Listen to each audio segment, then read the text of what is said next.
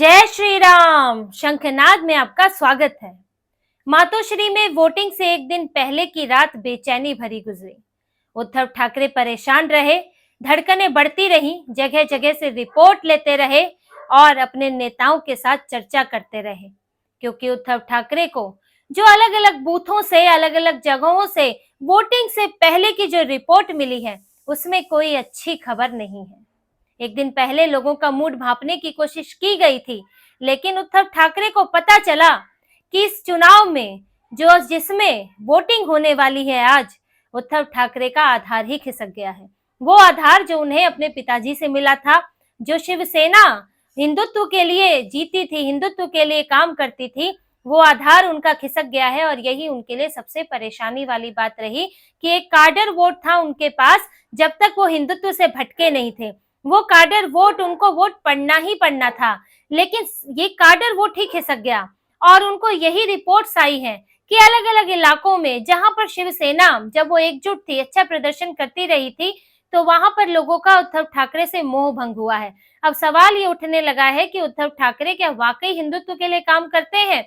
वो दूसरे मुद्दे जो भी उठाएं, भ्रष्टाचार का, विकास को लेकर, किसान को लेकर, मुंबई को लेकर, लेकिन जो हिंदुत्व की विचारधारा थी, जिससे जो लोग जुड़े हुए थे, उनमें शक पैदा होने लगा है कि उद्धव ठाकरे हिंदुत्व से नहीं जुड़े रहे हैं।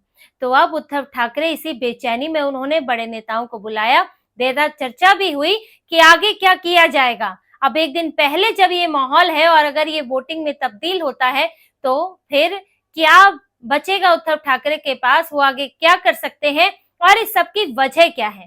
इस सब पर चर्चा तो हुई, लेकिन उद्धव ठाकरे के लिए ये बहुत हैरानी वाली बात नहीं थी। उन्हें कुछ तो अंदेशा था और इसीलिए ये रिपोर्ट्स पहले मंगाई गई है, वोटिंग तक का भी इंतजार नहीं किया गया, क्योंकि उद्धव ठाकरे को ये अंदाजा तभी हो गया था जब लोकसभा चुनाव में उनका परफॉर्मेंस खराब हुआ था।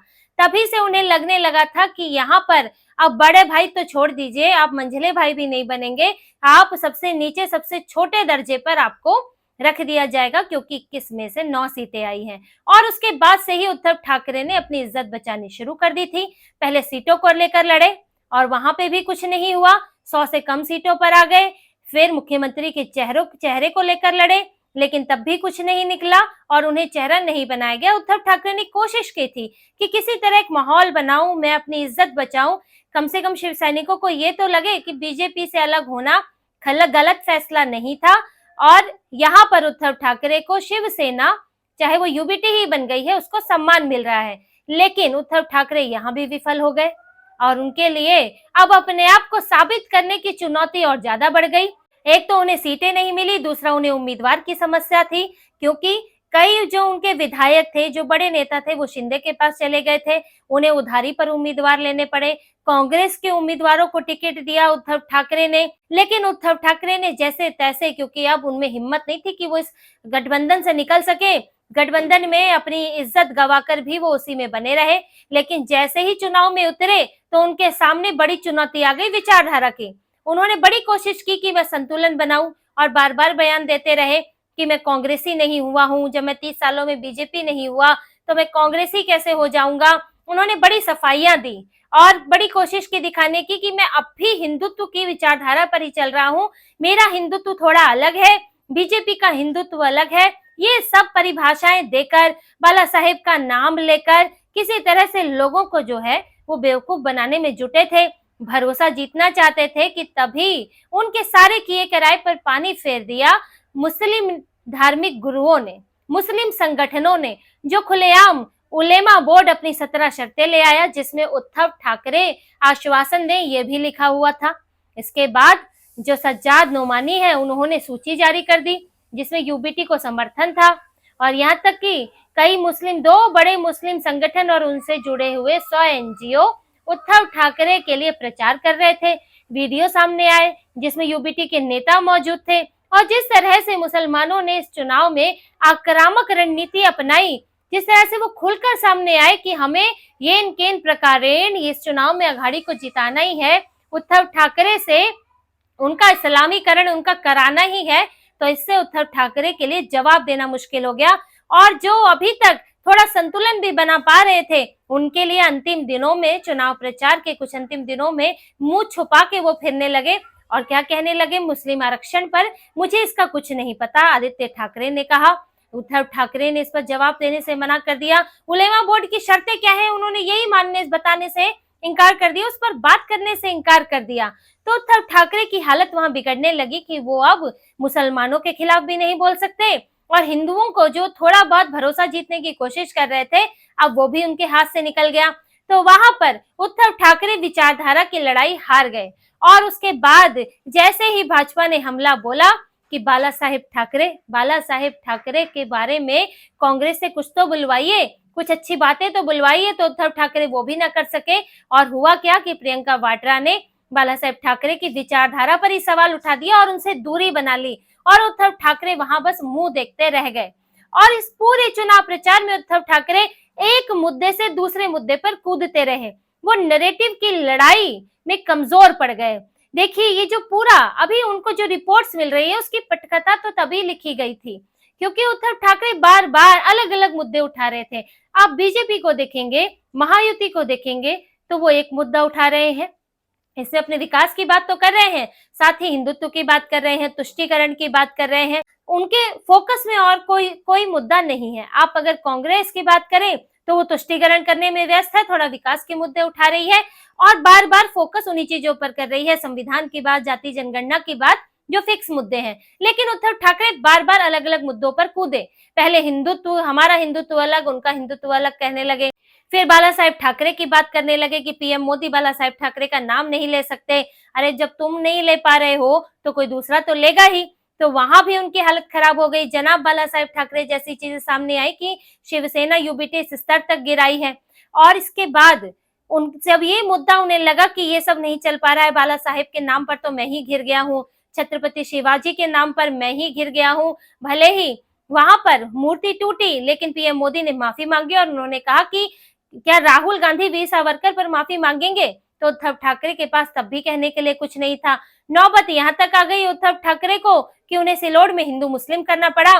बाकी जगह वो कह रहे हैं कि भाई हम तो मिलकर चलेंगे, वहां आपने अब्दुल सत्तार का मामला जब आया, आपको बीजेपी का सपोर्ट चाहिए था तो आप हिंदू मुस्लिम करने लगे शिंदे के खिलाफ, तो वहां आपने मुद्दा बदल दिया। उसके बाद भी जब बात नहीं बनी तो आपने अपने संन्यास की बात कर दी संभाजी नगर में कि अगर आपने मुझे जो है आप मुझे समर्थन नहीं करेंगे तो मुझे संन्यास लेना पड़ेगा। तो आपने इमोशनल अपील कर दी और उससे भी बात नहीं बनी तो आपने मुंबई के अलग होने की बात कर दी कि मैं मुंबई को अलग नहीं होने दूंगा, कि जो वहां पर नीति आयोग का जो ब्लूप्रिंट है मेट्रोपॉलिटन रीजन के विकास को लेकर, मुंबई मेट्रोपॉलिटन रीजन को लेकर, तो उससे जो है मुंबई अलग हो जाएगा, बीएमसी की शक्तियां कम हो जाएंगी, महत्व कम हो जाएगा। ये कहकर आपने चुनाव के अंतिम दिन आपने ये दाव खेलने की कोशिश की, लेकिन कोई भी एक चीज पर आप टिके नहीं रहे। जैसे कि बीजेपी का हर जगह नारा दिया तो एक रहो नेक रहो, बटोगे तो कटोगे, तो वो लाइन पर चलती रही, लेकिन उद्धव ठाकरे किसी एक लाइन पर नहीं चल पाए। आप हिंदुत्व की ही बात करते या आप फिर यही बात करते कि देश में मुसलमानों को खतरा है जो कांग्रेस बोलती है, लेकिन कोई लाइन नहीं, मुद्दा दर मुद्दा। अगर मुंबई ही था तो आप अपने पूरे चुनाव प्रचार में मुंबई का जिक्र जरूर करते। अगर संन्यास की बात थी तो आप हर जगह इस बात को जरूर बोलते, लेकिन आप हर रैली में अपना मुद्दा बदल देते हैं और उसका प्रभाव खत्म हो जाता है क्योंकि आपके पास कोई आधार ही नहीं है और इसी आधार के कारण उनका काडर वोट खिसक चुका है। और उसके बावजूद भी जो उनके नेता हैं वो कुछ ऐसे बयान दे देते हैं जो कि हिंदुत्व के खिलाफ जाते हैं, जिनमें संजय राउत तो प्रमुख तौर से जिनका नाम है, तो वो तो बटोगे कटोगे का भी विरोध कर रहे हैं और वो उद्धव ठाकरे को सेक्युलर दिखाने में लगे रहते हैं।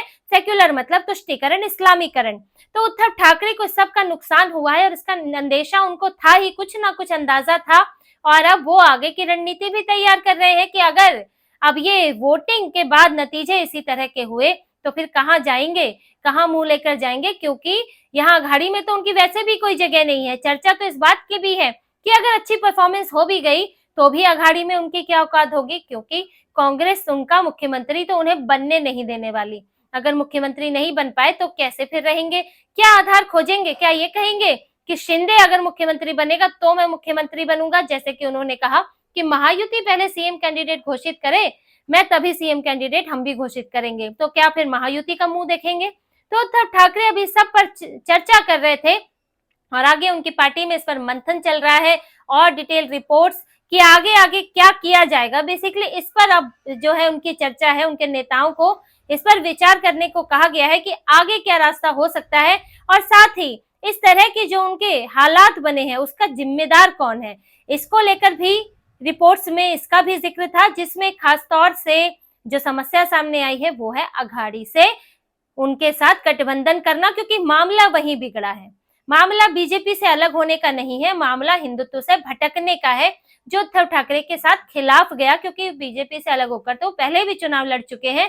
बाला साहेब भी कभी अकेले भी चुनाव लड़ा करते थे, तो वो मसला रहा ही नहीं है। मामला है अघाड़ी के साथ गठबंधन करने का और इस गठबंधन में जिसकी अहम भूमिका है वो है संजय राउत, क्योंकि संजय राउत जैसे नेताओं ने फील्ड में उद्धव ठाकरे को बड़ा नुकसान पहुंचाया है, क्योंकि उनके बयान ही ऐसे होते हैं। उन्होंने सीधे सीधे बटोगे कटोगे नारे का विरोध किया, जो कि हिंदुत्व से जुड़ा नारा था। इसका विरोध उद्धव ठाकरे ने भी नहीं किया, इसको थोड़ा सा उन्होंने ट्विस्ट कर दिया कि जो मुंबई महाराष्ट्र को बांटेगा हम उसे काट देंगे, लेकिन उन्होंने इसका विरोध नहीं किया। लेकिन संजय राउत जैसे नेता वो इसका विरोध करते आए कि बटोगे कटोगे कुछ है ही नहीं, इसका कोई मतलब ही नहीं है, इसमें लोगों को ऐसे ही डराया जा रहा है। आपने हिंदुत्व का विरोध किया, आपने जो मुस्लिम तुष्टीकरण हो रहा है उस पर आप कुछ नहीं बोले, और उस वक्त भी जब बीजेपी से उद्धव ठाकरे अलग हो रहे थे तो उन्होंने सीधे सीधे संजय राउत ने बीजेपी पीएम मोदी पर हमला बोला, सीधे सीधे अमित शाह पर बोल देते हैं, क्योंकि बड़े नेताओं पर बोलने से बचना चाहिए, वो भी छोटे नेताओं को तो खासतौर से बचना चाहिए, क्योंकि अगर कल को कोई भी यू टर्न होता है तो उसके लिए कुछ तो स्पेस बचे। लेकिन संजय राउत जिनके लिए बात साफ कही जाती है कि वो दिखाना तो चाहते हैं कि उद्धव ठाकरे के करीबी हैं, लेकिन काम शरद पवार के लिए करते हैं और वो करते भी आए हैं। शरद पवार से उनकी नजदीकी किसी से छुपी नहीं है, वो राज्यसभा सांसद हैं तो उनको सभी पार्टियों में अपना कुछ ना कुछ तालमेल बना के रखना होता है, ताकि आज कहीं से एक लात पड़े तो दूसरी जगह से राज्यसभा का टिकट मिल जाए, क्योंकि कुछ और काम तो है नहीं, संगठन देखना नहीं है, चुनाव लड़ना नहीं है, तो अपनी राज्यसभा सीट बचाए रखनी है। ऐसे दूसरे भी हैं, जैसे कि प्रियंका चतुर्वेदी है, वो भी यूबीटी में है, वो भी कांग्रेस में होकर आ चुकी है। तो और भी नेता हैं जो राज्यसभा सांसद हैं और किसी तरह अपनी सीट बचाए रखना चाहते हैं, इसलिए हर जगह कोई ना कोई तिगड़म, कोई ना कोई अपना वहां से संपर्क बनाए रखते हैं। और संजय राउत को भी शरद पवार के लिए अपनी निष्ठा उन्हें साबित करनी थी। शरद पवार का एक ही मकसद था राजनीति में कि किसी तरह से हिंदुओं को बांटो, हिंदुत्व को बांटो, तो यानी कि बीजेपी शिवसेना को अलग करो, और उन्होंने किया, जिसमें संजय राउत की ये कहा जाता है कि उनकी अहम भूमिका है। शरद पवार के मैसेज शरद पवार से मिलवाने का काम वही करते थे और शरद पवार उन्हें भड़काते थे कि बीजेपी उनको खत्म कर देगी, इस तरह की बातें बोली जाती थी। संजय राउत शह देते थे, क्योंकि आप ये देखिए जब तक बाला साहेब ठाकरे थे तो संजय राउत की हिम्मत नहीं होती थी कि वो कुछ भी बोल सके। उनकी भूमिका तभी बढ़ी जब बाला साहेब ठाकरे इस दुनिया से चले गए और उद्धव ठाकरे के हाथ में कमान गई और उन्होंने उद्धव ठाकरे को अपनी उंगलियों में नचाना शुरू कर दिया। तो रिपोर्ट्स तो ये भी हैं कि संजय राउत की बयानबाजी और उनकी जो शरद पवार के साथ मिली भगत है उससे गलत मैसेज गया है, शिव सैनिकों में भी गलत मैसेज गया है। कहीं ना कहीं ये भी लग रहा है कि ये अघाड़ी में आने का फैसला गलत था, उस वक्त विचार करना चाहिए था। तो इस तरह के रिएक्शन, इस तरह के फीडबैक मिले हैं उद्धव ठाकरे को। और संजय राउत के लिए तो अब ये चर्चा भी है कि या तो उन्हें किनारे बिठा दो या फिर उन्हें पार्टी से निकाल दो, लेकिन उद्धव ठाकरे उनसे दूरी बनाए। इस तरह की उद्धव ठाकरे को सलाह भी मिलने लगी है। हालांकि उद्धव ठाकरे क्या करेंगे ये तो उन पर निर्भर है, क्योंकि संजय राउत पर उनकी निर्भरता तो अच्छी खासी है, लेकिन ये नतीजे उद्धव ठाकरे के लिए आंख खोलने वाले होंगे, क्योंकि जो वो सोच रहे हैं कि अघाड़ी के साथ वो अपनी राजनीति चला सकते हैं और तुष्टीकरण करके मुसलमानों के साथ साथ हिंदुओं का वोट भी ले सकते हैं, तो ये होने वाला नहीं है। क्योंकि मुसलमानों से सटेंगे तो हिंदू हटेंगे और हिंदुओं का वोट चाहिए तो मुसलमानों से दूर होना पड़ेगा। और अगर उद्धव ठाकरे अब भी नहीं समझे और संजय राउत जैसे लोगों को उन्होंने दूर नहीं किया, तो फिर वो दिन दूर नहीं है कि शिवसेना में उद्धव ठाकरे और उनके बेटे आदित्य ठाकरे सिर्फ यही दो लोग अकेले बच जाएंगे। तो इसी तरह की और खबरें और विश्लेषण आपके लिए लाते रहेंगे। हमसे जुड़े रहिए, सब्सक्राइब कीजिए, कमेंट कीजिए। बहुत बहुत धन्यवाद। जय श्री राम।